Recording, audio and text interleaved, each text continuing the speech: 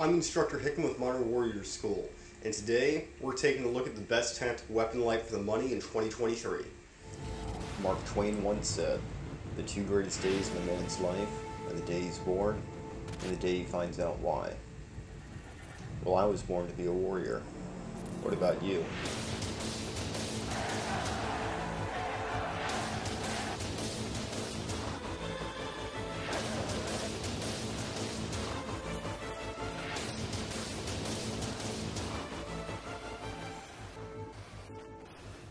Back in May, Trustfire reached out to me to evaluate their R8 rifle light. As a longtime fan of Streamlights, I was hesitant at first to give the R8 a shot, but figured if nothing else, it would reinforce my dedication to the Streamlight brand. After all, until then I had never even heard of Trustfire, and had my reservations about testing a Chinese light in the first place. But as the title of this video may suggest, after putting the R8 to the test, it blew my expectations out of the water. After less than a week, I received this, the R8 rifle-mounted weapon light. At 1800 lumens and 30,000 candela, it's the most powerful light I've ever used, even compared to my Streamlight HLX, and retails for a comparable price. In fact, at the time of this review, the light sells for considerably less than the Streamlight equivalent. Using an 18650 battery, it has over an hour of battery life, which is also comparable to other high-performance lights in the market, and just so happens to be my favorite battery type for a rifle-mounted light.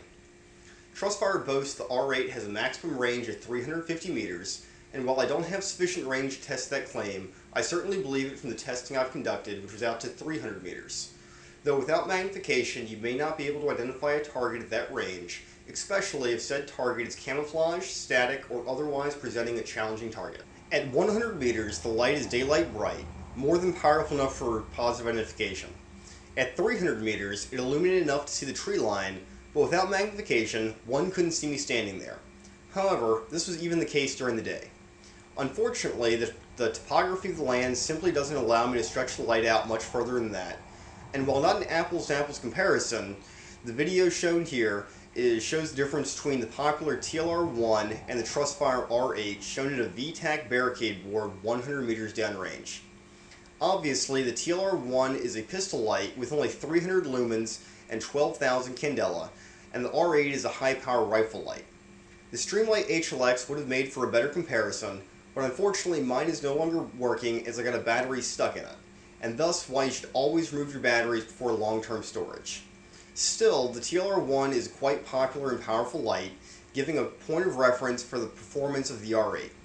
Anecdotally, I can attest the R8 is more powerful than the similarly priced HLX, which is also indicated with the light specifications. As you can see, not only does the R8 have a brighter hotspot, but also has further throw and a wider flood as well. Being a rifle light, the former was to be expected, as the anticipated range of engagement of a rifle is further than that of a handgun. The latter was surprising to me. Generally speaking, rifle lights I've used in the past, I've come to expect a bright light with a tight focus, and is great for taking precision shots at extended ranges, but not so much for scanning targets. The wide beam divergence of the R8 makes scanning for targets, whether human, animal, or paper, a breeze, as you can take in a lot of information very quickly. It's one thing to make a bright light, but a good tactical light has to be equally as durable. In the words of Aaron Cowan, I go where the lumens are and where the durability is, but it's gotta be both. Cue the torture testing. When I was doing my initial research in the company, I found this clip of one of their older lights flickering under recoil, something totally unacceptable for a weapon-mounted light. Of course, this video is of a pistol light, where you can expect the light to be subjected to more violent recoil, and I was sent a rifle light, but I was still concerned and wanted to run it through its paces. As such, my first test was simply shooting with the light mounted on my rifle. Over a couple of mags of 5.56, I encountered zero issues. In the aforementioned video, the GM23 light only flickered on the handgun, not on his rifle. But as this light is specifically designed for use on a long gun, I considered this test a success. The light worked as intended. Then I wanted to see how it performed with drop testing.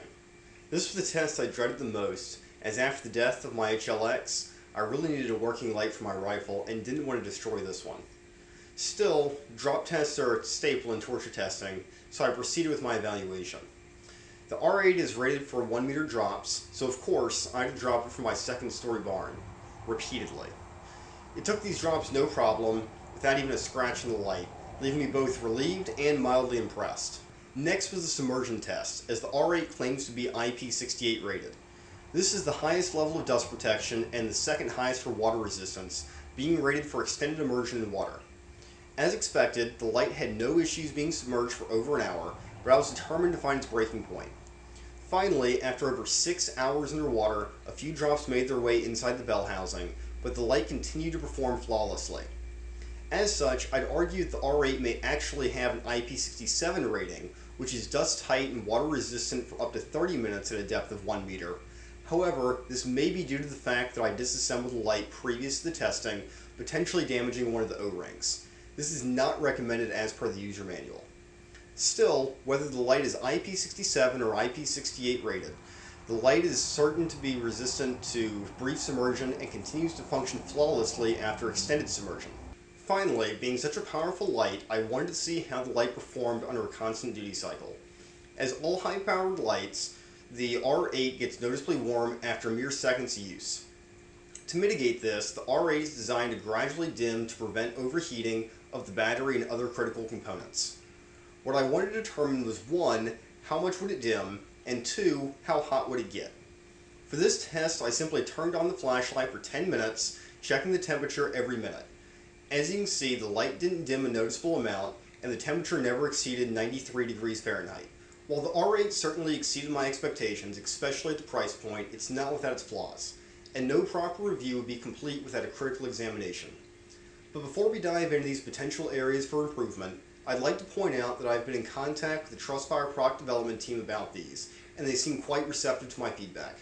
That being said, I'm looking forward to seeing what they come up with and have high hopes for both the future of the rifle lights and the company in general.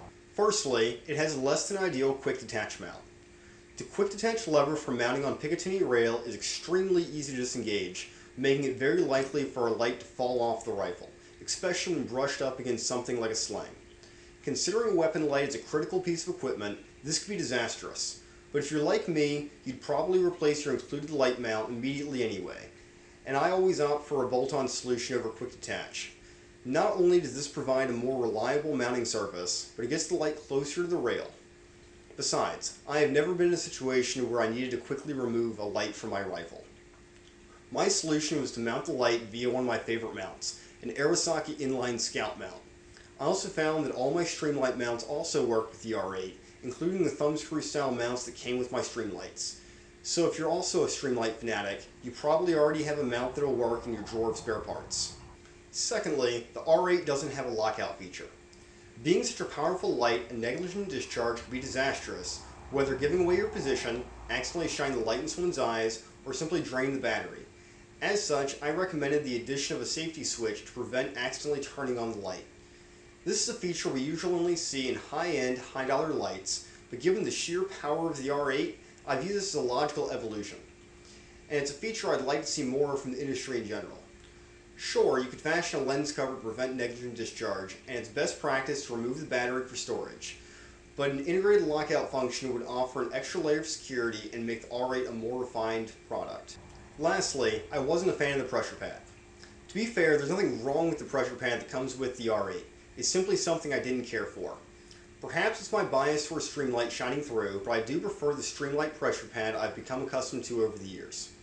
A lot of this has to do with the Cloud Defensive LCS, which has been used to mount my tape switches and manage the cables of my rifles for years.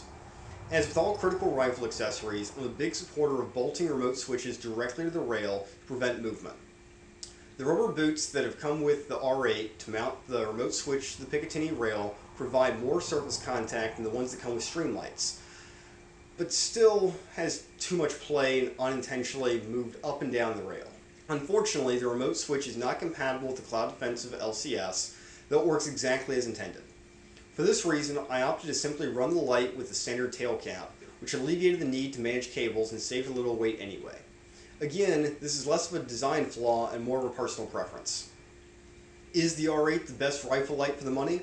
While it might not be a Cloud Defensive OWL, over the course of a month the Trustfire R8 has more than surpassed my expectations for an affordable Chinese rifle light. Personally, I found it worthy of being mounted to my PWS rifle, which is the highest acclaim I can give it. But is it the right light for you? That's for you to decide. I encourage you to pick one up using one of our affiliate links in the description below to help support the growth of our company and give it a try for yourself. And if you like this video, remember to like, subscribe, and check out modernwarriorschool.com to stay up to date with all our latest developments.